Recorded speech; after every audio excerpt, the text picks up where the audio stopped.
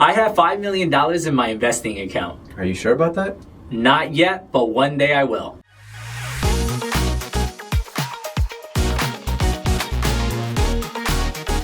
Disclaimer, this is not financial advice, and this is just my opinion on the retirement accounts. Is maxing your retirement account today going to give you millions by the time you're ready to retire? Everyone has a dream of retiring in the future, and there are many options for you to invest for the future, and one of those is a retirement account. My main plan for retirement is using a 401k and an IRA. So what is a 401k and an IRA? These are accounts that are used for you to build money over time for your retirement. The main thing that I am focusing on right now is maximizing my IRA. So with an IRA, the maturity date for that is 59 and a half years old. That's kind of odd. Normally I just consider it 60. That means I gotta leave my money in there for at least another 30 years. But because of that, I don't really care if it's in there another 30 years. I'm willing to wait that period, and I have other forms of investing in between that if I need that money quick. Because I'm focusing on having an IRA specifically, for the year 2024, I'm limited to $7,000 annually to put into that account. Just know that it is $7,000 if you're under 50 years old, but if you're over 50, it will be $8,000. So as an example, I'm 30 years old, so I'm going to use that as the reference. If I am maxing out the full $7,000 annually, that's $584 a month. $584 is not a small amount, but you don't have to go all the way up to that max right off the bat. And you really should consider starting as soon as you have any ability to. Just make sure that you don't forget that even if you put that money into the account, that you still have to actually actively invest that money. For my own personal investing, I truly love putting my money into the S&P 500. The S&P 500 has averaged over the past 30 years 10.5%.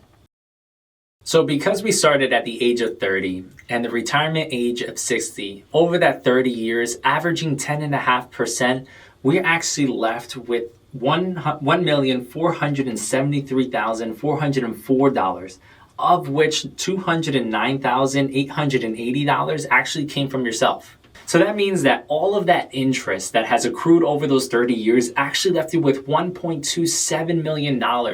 So in that example, you're actually left with $1.47 million in your retirement account by the time that you're 60. Now, let's look into the details. That actually means that we would have to average 10.5% on the S&P 500, which technically is not necessarily always going to be the case. We know that for the past 30 years, that has been the average, but the next 30 years can be completely different. So not only do you have to be concerned with the fact that the next 30 years of the S&P 500 can vary, you also have to be concerned that for the next 30 years, you're consistently putting in that $584 a month. So if you cannot afford that particular amount, that final number can look completely different.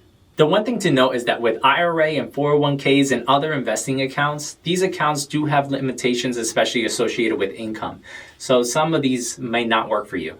There are tax strategies associated with 401ks and IRAs, and you should talk to your financial advisor to make sure that you're picking the right one for you. You should also talk to your financial advisor about what exactly you invest in. I personally invest in the S&P 500, but there are a ton of other stocks and mutual funds that you can consider. So is it possible for you to make millions in your retirement account? Absolutely, it is possible. In my example, I had started investing at the age of 30. Whether you're younger or older, I highly recommend that you start as soon as you're able. The sooner that you're able to start investing, the better. The more time that you have in the market, the more money that you're able to make. In my example, I started investing at the age of 30. You should start as soon as you're able, whether you're younger or you're older. The more time that you spend investing in the market, the better it's going to be. You make your money over time. Retirement accounts are a great way for you to save for retirement. These accounts, you have to be careful though. You want to make sure that you find an account that has low expenses and that it's a company that you can trust. Don't worry if you don't understand 401ks or any investment accounts. There are financial advisors out there that are willing to help you. Thank you for watching today. If you liked the video, hit the like button, leave a comment below. Yeah, we'll use the same one.